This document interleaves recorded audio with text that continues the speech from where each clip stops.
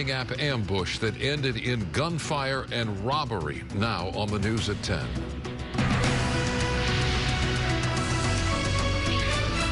Good evening, I'm Micah Ullman. And hi, I'm Courtney Friel in tonight for Cher Calvin. A business jet hits power lines and crashes into a San Diego neighborhood early this morning, exploding into a fireball that killed all 6 people on board. Yeah, the crash set the entire neighborhood on fire, destroying homes and cars as it skidded down the residential street. Amazingly, no one on the ground was seriously hurt, but the chaos sent families running for cover and spilled jet fuel over a wide area, forcing the evacuation of 100 people. We have live team coverage of the deadly jet crash. Sandra Mitchell has the latest on the victims, but we begin first with Mary Beth McDade at the scene with more on the investigation. Hi, MB.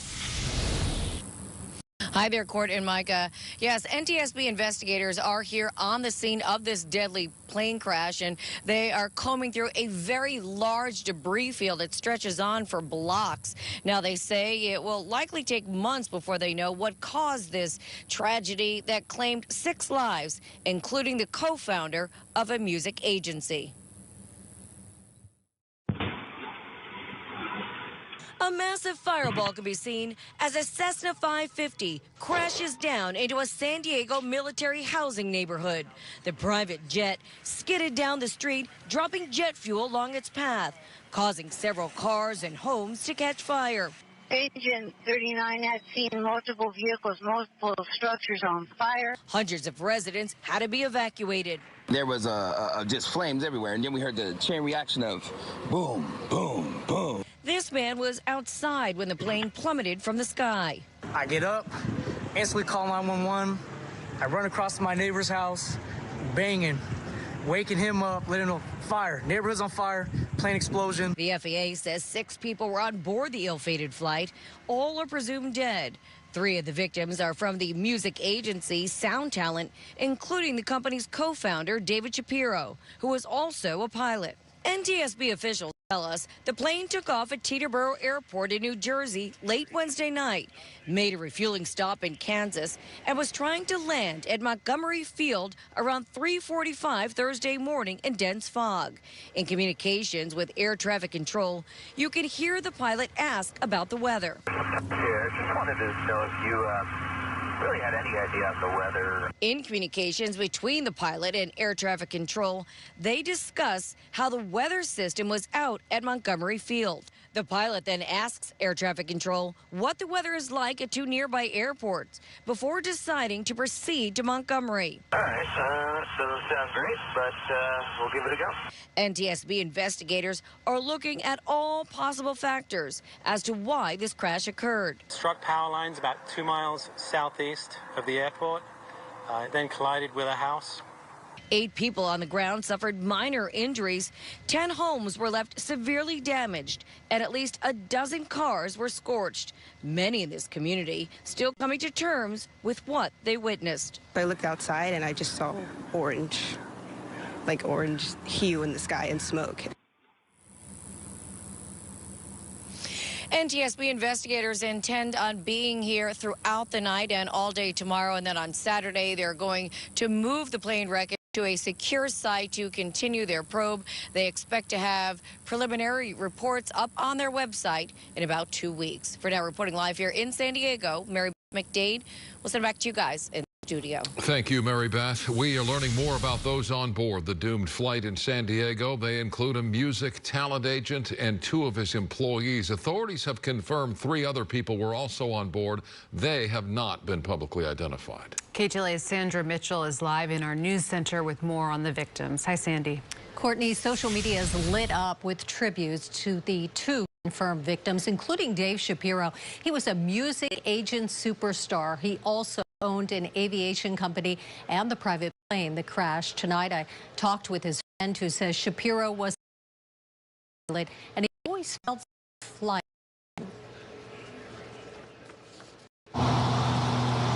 His friends tell us Dave Shapiro was up for every adventure at 42 years old, an experienced music agent and pilot. He was in the cockpit.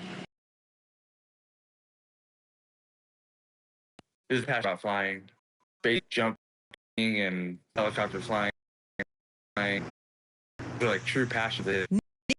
Biggie Gurley was a good friend of Shipiro's. I flew with him quite a few times. He says Shapiro loved to goof off, but not when it came to flying. As soon as he even got to there, it was all very, very serious. There was no more like person around. You know, he was checking everything, and he always had a rule where if he's flying and we're all talking over the headsets, that's fine. But as soon as he puts his hands up, it means everyone has to be quiet. All 6 on the plane presumed dead, including 38-year Christian rock Daniel Williams of San Diego.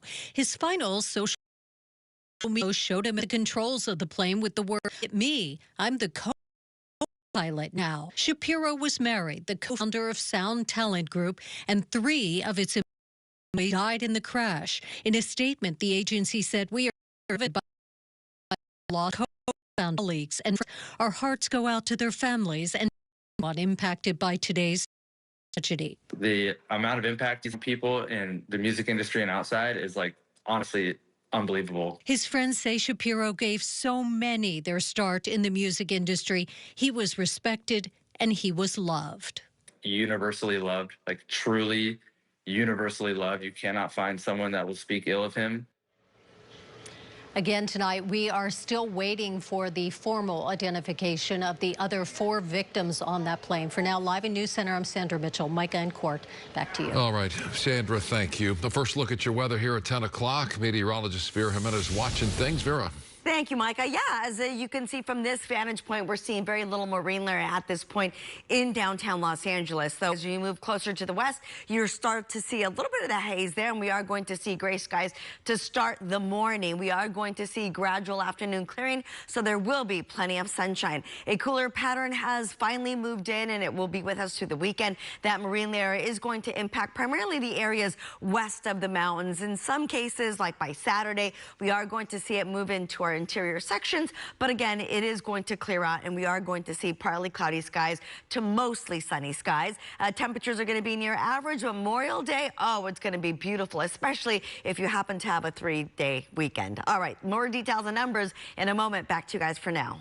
Well, speaking of that, Vera, a prominent stretch of PCH is set to finally reopen tomorrow after a months-long closure following fire, and the reopening just in time for the holiday weekend. But there will still be restrictions in place as many residents are concerned about the public getting closer to the burn zone. John Fenolio is in the Palisades for us tonight. John. Court, Micah, checkpoints like the one you see behind me right here, well, these are going to be gone starting tomorrow, but officials say you should absolutely still expect delays. Nonetheless, this is progress following a painful chapter in LA history. PCH reopens to the public Friday at 8 a.m. in time for the Memorial Day weekend. With 2 lanes in either direction from Temescal Canyon Road to Carbon Beach Terrace, a roughly 11-mile stretch through the Palisades fire burn zone. But drivers should still expect significant delays. The speed limit is reduced to 25 miles per hour, construction and debris removal continues, and there is no parking or stopping allowed in the work zone. Law enforcement will be citing motorists.